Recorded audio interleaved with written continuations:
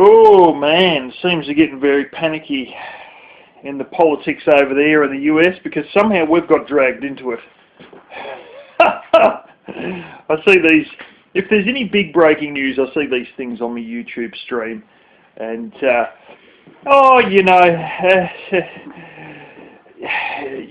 the real context of the news based on if the comments are disabled or not. And that'll tell you straight out if it's people, mainstream media people, pushing an agenda versus if it's actual news.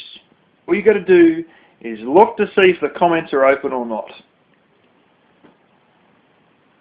Intriguing, isn't it? See, mainstream media doesn't like anybody telling them anything different because for years they've just preached through a TV and nobody's able to rebut anything that's said. And now that YouTube comes along, well, they leave them open if it's not a big deal. But, then some of them, within the first half hour, they get the comments they don't like, so bang, comments get disabled. I've seen it before on a video titled, Australians Want More Minorities and Aboriginals in Parliament. Ooh, man, that had a dislike rating of about 10 to 1. And of course the comments were disabled. These had been up an hour, 52 minutes, 52 minutes for one, an hour and 10 minutes or something for the other, and already the comments are disabled. Now apparently, it's no secret, Joe Biden actually bragged that the Obama administration would stall aid money going to the Ukraine because, his son got a contract with something over there worth truckloads of money, like just millions upon millions. And it might have even been billions. And the son had Hunter Biden, had absolutely no experience whatsoever in it, yet he got the contract for it. And so a Ukrainian public prosecutor really questioned that. And Biden said, either that prosecutor goes and you stop the investigation into my son, or you ain't getting $1 billion worth of foreign aid. Because they're literally going to give him about $1 billion worth of aid money. And of course the prosecutor lost his job very quickly. But see, that's not the point. The point is, stupid Biden went and bragged about it on TV, and they've been trying to cover it all up. So now they claim that, the Mueller inquiry, and all this stuff, it's all been boiling away for ages. But, no, he talked to the Ukraine and tried to, get the Ukrainian president to drum up shit about Hillary Clinton to fuck up her presidential campaign back in 2016. See, the funny thing is, though, and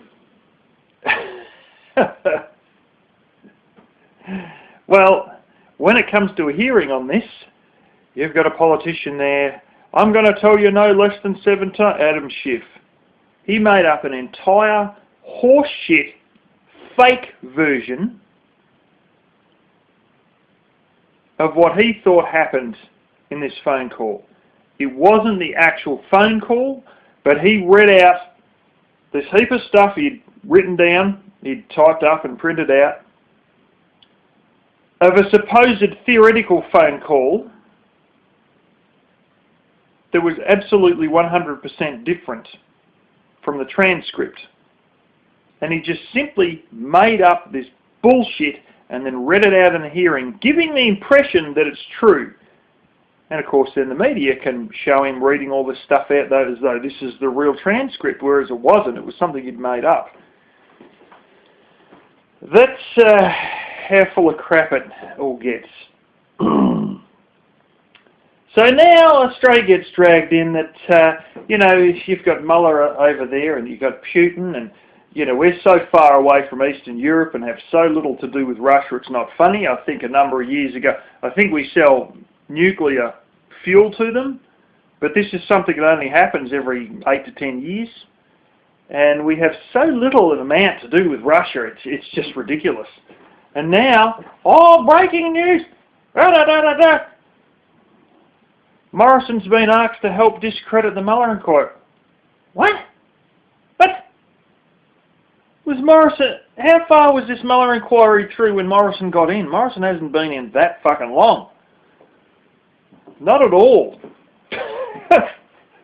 You know, it's bloody ridiculous, and it's more, oh, we had another story over here that Trump blew the shit out of the last guy in their first phone call.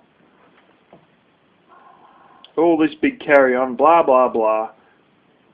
Turned out it was without basis. You know, don't expect them not to make this shit up and put it in the media, though, even if it's without any basis. You know, and you just sit there going, oh, yeah. So you got to understand there's enough politically correct here to, you know, go along with all this blooming agenda, you know, that you see in mainstream media over in the States. Our media will go along with it. You'd be surprised New Zealand is extremely conservative. Like, they make us look like pussies in terms of, you know, how far right some of them are. It's to do with a lot of islanders and a lot of hard Christianity and a lot of, you know, rural people and all that over there. That sort of has a bit of an effect on it. But you have a handful over there who are absolutely more rabid than any SJWs you're going to find over here. And it's just bizarre, because it's a country where you think it's almost impossible to live in a bubble in New Zealand, but you have some really hard-line SJWs, the type that you're only going to find in Portland or San Francisco in New Zealand, which is interesting. You know, and all this crap about hacking elections and whatnot, you could really question, did the Australians hack the election in 2016? Because, oh, Russia this, Russia that, Russia, ooh, who was the hacker who come out with a whole heap of shit on Hillary? The interesting thing is they had a person who actually worked inside the DNC that come out with some of this stuff, like the fact that Bernie was sabotaged to give Hillary the nomination.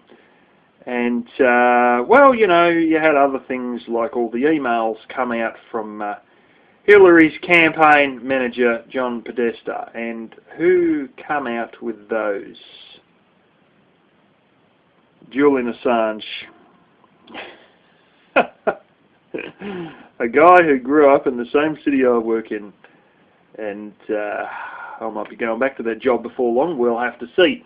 But basically, you could say that the Australians hacked the election because of the amount of damning stuff that come out on WikiLeaks ran by an Australian. Yeah. So was it the Australians that hacked the election? He is a mastermind hacker, old Julian Assange, let me tell you. But it's intriguing if you watch the movie of some of the stuff that he done back in the early days before I was even in my teens. And yeah, quite intriguing. They got up to some real stuff as teenage boys, and you know, of course, he went on to go where. But if you've seen what he done when he's in his teenage years, you wouldn't be surprised that he's now running WikiLeaks. It's not that surprising, because he was pretty high flying even when he was 15, 16 years old. Anyway,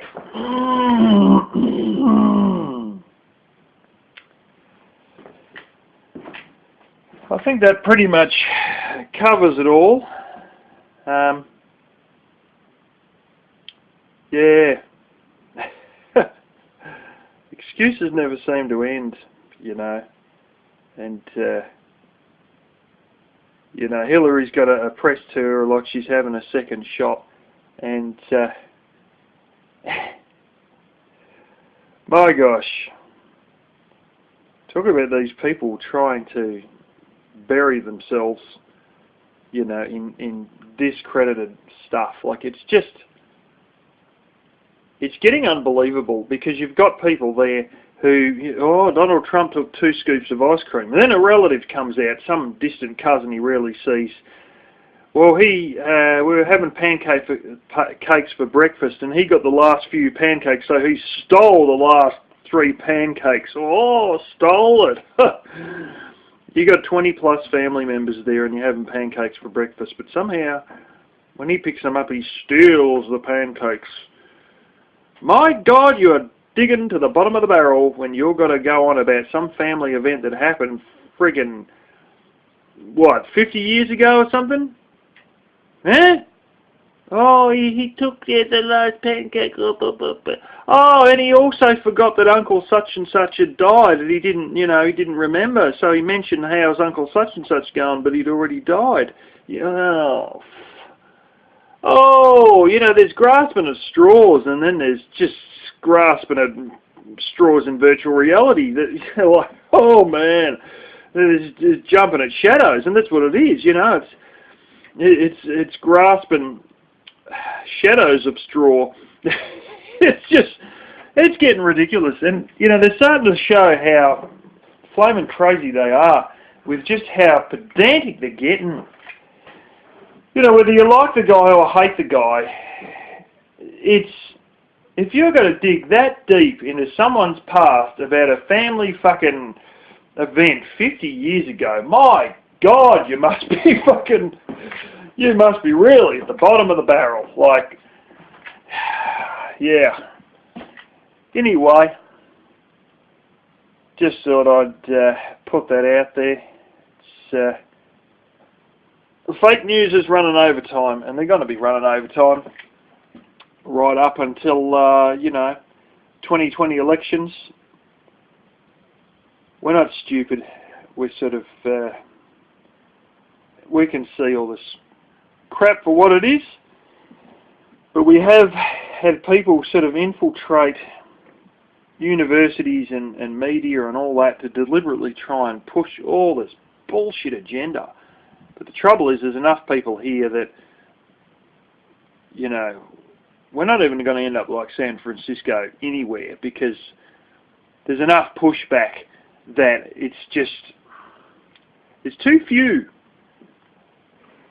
carrying this agenda, and too many that just stand up and say this is horse shit, and they're never really going to have a chance in this country. And I'm glad. I'm really glad, and I hope they get absolutely flattened. But you got that trouble of the mainstream media. We do have Sky News, which is a satellite channel here, and they ain't willing to fucking sugarcoat anything, old Sky News. But they don't get much coverage because most people don't have satellites. And it's come out even with the Great Barrier Reef that, well, there's mud running off of farms and there's fertiliser and it's killing off all the reef. What about those damn star brittle things? So it's not a starfish, but it's sort of similar, and some of those, they've got terrible it's like an invasive species that's getting in. That's fucking up a lot of the barrier reef. But they're more worried about, fertiliser from mud off farms. They quote a 300-page report. That 300-page report has had one sentence taken out of it, but not even one full sentence. It's a half of a sentence taken out of context, then pushed to be the main conclusion of the report. The main conclusion of the report reads the exact opposite to how the narrative is that they're pushing, the agenda they're pushing. And on Fox News, not Fox News, on Sky News, there was a scientist there, an actual bloody scientist, and he's seen this report quoted. So because he's got access to all this stuff, he's gone and looked it up, and he's read through it, and he's read the conclusion, and he's like, my gosh, the science actually says that for the first 80 yards or so out into the water, if you test the sand, if you test the, sand on the bottom there, you'll find that there is a very very, very small amount of mud that is washed into the sea from rainwater and taken some of the mud from inland into the sea. It goes in, 50 yards, maybe 80 yards. You can't find any of that mud past 100 yards. Now, when you get that mud out, the levels of fertilizer in that mud are so, even when you extract that mud from the sea sand, the levels of fertilizer in that mud are essentially undetectable. They're so low that there's a fair likelihood that you won't even detect them at all, let alone detect a level that is enough to affect any of it. And the big kicker is that this stuff rarely goes past 80 metres off the shoreline. Right. So how's that going to affect, 20, 30 miles of reef? It's not, because it never even gets there. And some of this stuff, it's just, they pull a handful of words out of half of a sentence and they run with it. Out of a 300-page report. What it really is just simply misreporting. The science doesn't support it, but they say it does. And that's what they put on the news. There is quite a number of people in the United States who are qualified scientists who have spent 30 years at a university, who have been stripped of recognitions, awards, and had 2 days to clear their shit out and get out of the university because they said, well, we need a bit more studies and a bit more stuff to be absolutely certain that climate change is occurring. Because it needs to be more definitive before you can really say, because it's a bit too flaky to really make any grand statements. Based on the data we got, the data just is too flaky to really draw any conclusions. And there is a huge amount, probably nearly 100 of these scientists. It's going to be north of 50 of these scientists who have at least been threatened with their job, and there's, about 40, 50 who have actually lost their job. And it may have been as many as a couple hundred who have been threatened with their job over mentioning climate change in their class with the context that we are not 100% certain if it is the case. Once again, this is political, it's not science. And those of you who lived through the 70s, we're going to have a nuclear winter. The world was going to freeze over due to pollution. And it didn't happen. Then in the 80s, all these cities will be underwater by 1991. So the water's going to rise, 1.5 meters, 2 meters, and all these cities are going to be underwater by 1991, including a house that my parents bought, with a multitude of people telling them, you're a dickhead for buying that house because it's going to be underwater, and quote unquote everybody knows it. They sold the house in 1994. The sea hadn't moved 1 inch further up the bloody shore, let alone flooded out that whole suburb. So then it all simmered down during the 90s because nobody believed it and no one was listening. Oh, and then, what do we know? There's a new generation born, and then, well, let's start the cycle of bullshit again and tell this new generation who weren't alive in the late 80s to hear all this stuff, or young enough to remember it, and hope they're going to take the bait again. They're trying to fool you for the 3rd time. By the way, the acid rain fear, that was actually legitimate. And there's a reason the Clean Air Act of 1990 in America went through, and that was to stop the use of high sulfur coal to stop sulfur dioxide getting in the air. When it hits water, it becomes acidic. It's also poisonous if you breathe the shit in, but that's like you've got to be right in front of it, huffing it in. Anyway, when it hits the water and it rains, that's acid rain, and they've had some forests in East Germany affected by it. See, East Germany was getting affected by it because the communists, like all good socialists, and this throws right in the face of all these greenies, like all good socialist countries, they just fuck the shit out of the environment.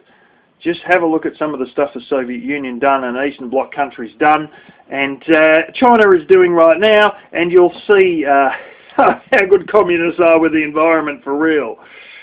Yeah, they're freaking terrible.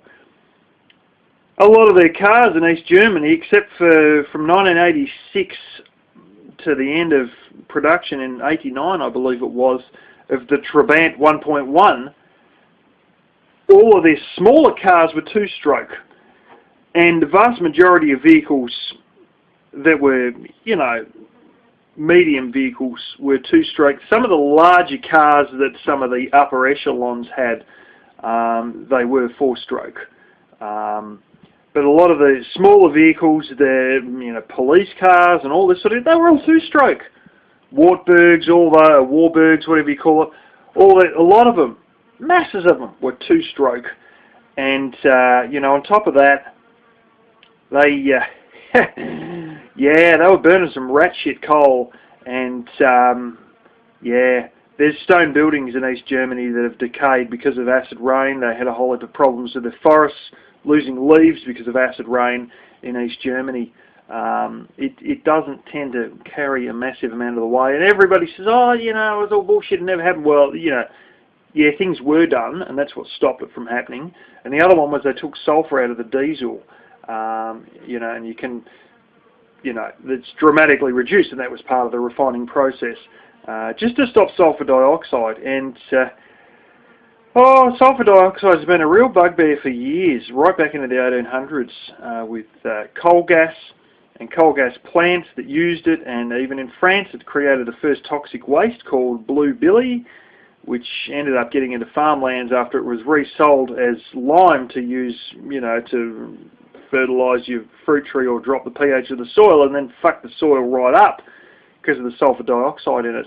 And there's ways and means to deal with sulfur dioxide, but ultimately a lot of the sulfur dioxide that's dealt with properly ends up in car batteries and deep cycle batteries that are running my house because they turned into sulfuric acid.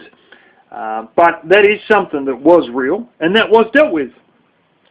There was areas in the Soviet Union where they had huge steel smelters, and they were using, a high sulfur coal, and you couldn't grow roses anywhere near it. In fact, even 10 miles, 16 kilometres up the road, they still couldn't grow roses because of the acidity in the air.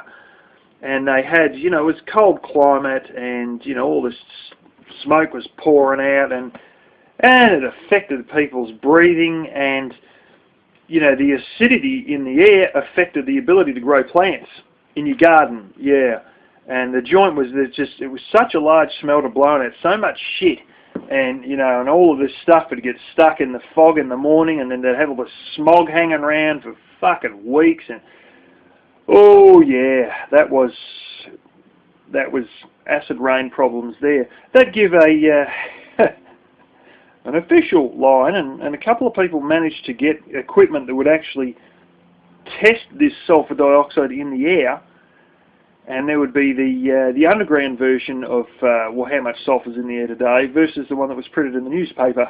Because people got worried about it, so they said, we're going to put it in the local newspaper. Yeah, but you couldn't actually trust it. Nobody did trust it. So somehow, I don't know how they've done it, they must have stole it from their workplace, or someone got one from somewhere. They managed to get equipment to test it. And of course that equipment was a lot easier to come by near the end of the reign of a communist party in Russia, because markets opened up. You could get a lot more stuff when the communists, when that all ended. But the steel smelter went on for a few more years, I believe. And near the end of the Soviet days, during the time of the collapse of communism, that's where people were. They had got their hands on one of these machines, and they were secretly giving out the real levels in the air, and that's the story on the acid rain. But anyway, I think that's enough for now, I'd say.